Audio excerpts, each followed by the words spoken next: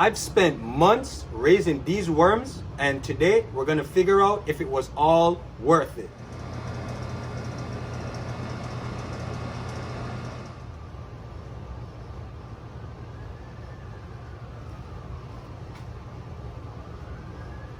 For today's experiment, I have some, in Jamaica we call it callaloo, but of course in the US or anywhere else, these are gonna be called collards.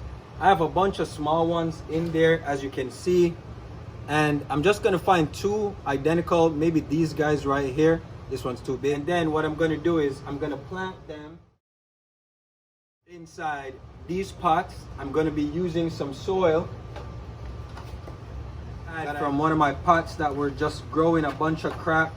So I went ahead and took out the plants that were in there, and I'm gonna be using this soil.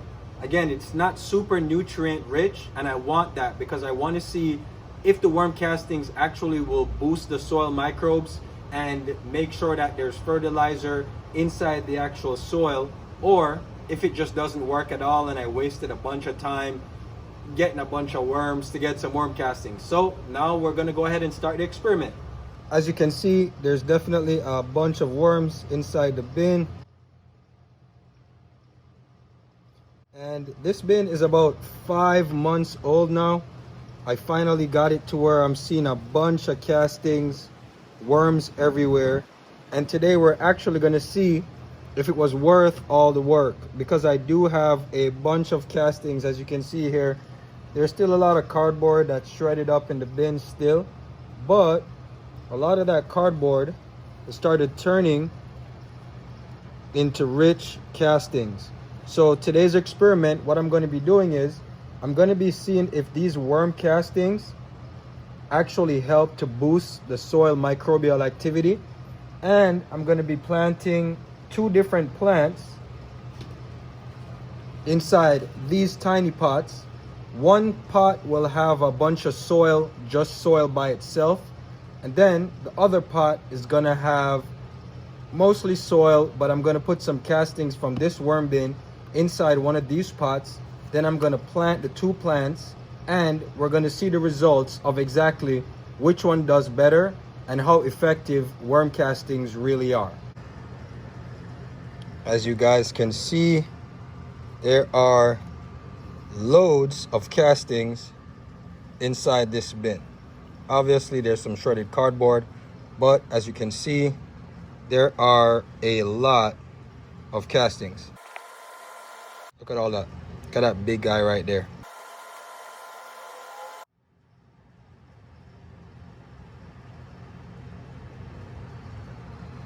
So the first thing that I'm going to do in this experiment here, I'm just going to go ahead and get some soil from the pot.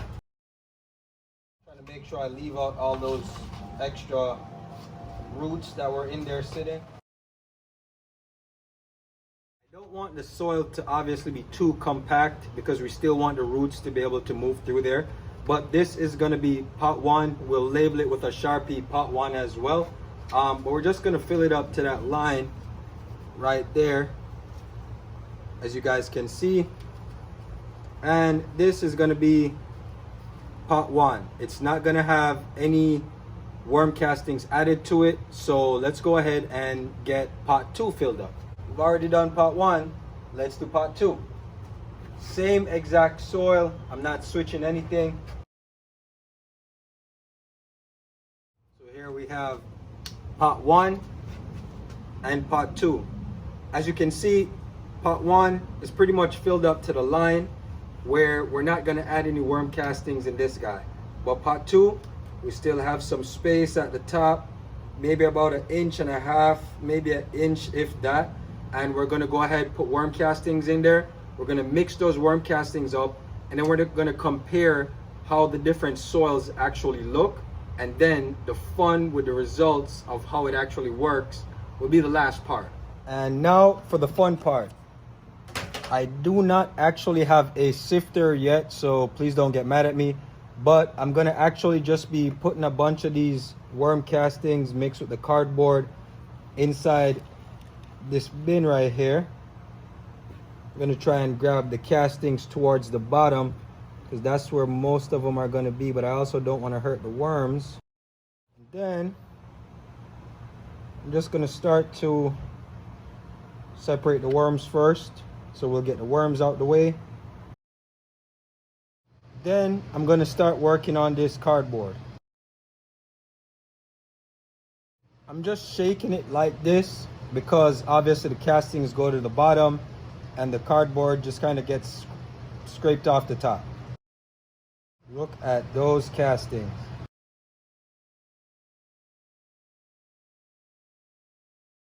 There's a few more pieces left.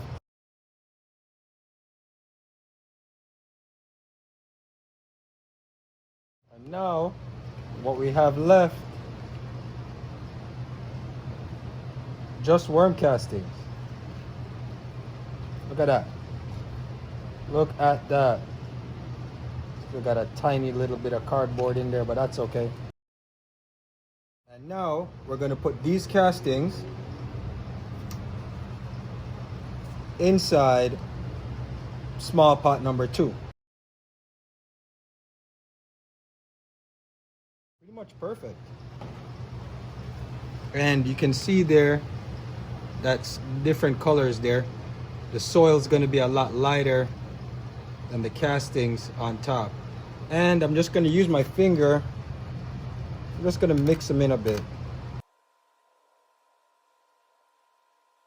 And there you have it. Now we have one with the castings from the worms, and we have one with no castings, just soil by itself. Now the last step is going to obviously be to add those tiny plants in. So let's go ahead and add those tiny plants in. And now what we're going to do is we're going to find 2 similar sized plants, which I think it's going to be these guys right here. They both have 1, 2, 3, 4, 1, 2, 3, 4 leaves. So we'll go with these guys. And I'm just going to dig underneath to make sure I get the entire root. There we go. And this one actually looks a little bit bigger, so I'm going to put it in the pot that actually has no castings. So we're going to dig a little hole in there. I'm going to put that guy in, and we're going to cover up those roots. Give him a nice press. Make sure he stays in the pot. This is a good way to learn as well how to actually plant seedlings. You want to make sure if you're repotting those tiny plants that you do press the soil down a bit at the top. Not too much to suffocate the roots, because the roots definitely still need oxygen, but enough to make sure the roots catch. And I'm going to water these at the end, so we'll just wait a second for that. Now, we're going to go the casting bit, right? Similar size plant. Same amount of leaves, and we're going to do the same thing. I'm going to go from the bottom. There's a tiny one right here. See that? Pretty much the same size. And what we're going to do is we're going to dig a hole again, open up that soil. On the caterpillar, we definitely don't want that. And we're going to put our plant in. And we're just going to go ahead and press those roots down. Go. And now our experiment begins. This pot has a little bit less soil, so I might just sprinkle a little bit more just to get it up to that line. See that there? Just to get it up to that line.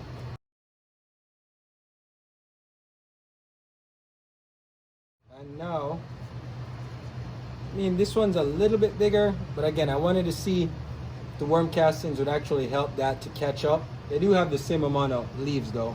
1, 2, 3, 4 over here. 1, 2, 3, 4 over here. And now we're going to water these guys and let the experiment begin.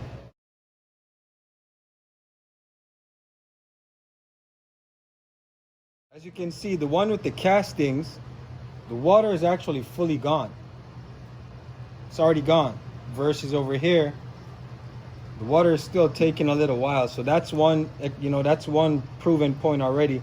The castings does actually make the soil a lot more digestible when it comes to water. I almost forgot to label these guys. This one, again, you can see the soil is all one color. This is going to be number 1. This is the one with no castings. So we're just going to add a 1 there. Then we're going to put no castings. Easy enough. Then for the one with the castings, again, you can already see that coloration. I didn't mix it all the way to the bottom.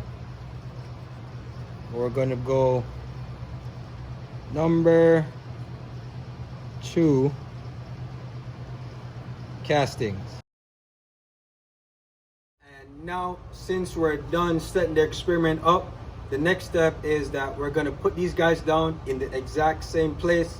Obviously they can't be in the exact same place, but what I'm going to do is put them pretty much side by side, and over the next week or so we're going to calculate to see if the worm castings actually do better than just regular potted soil.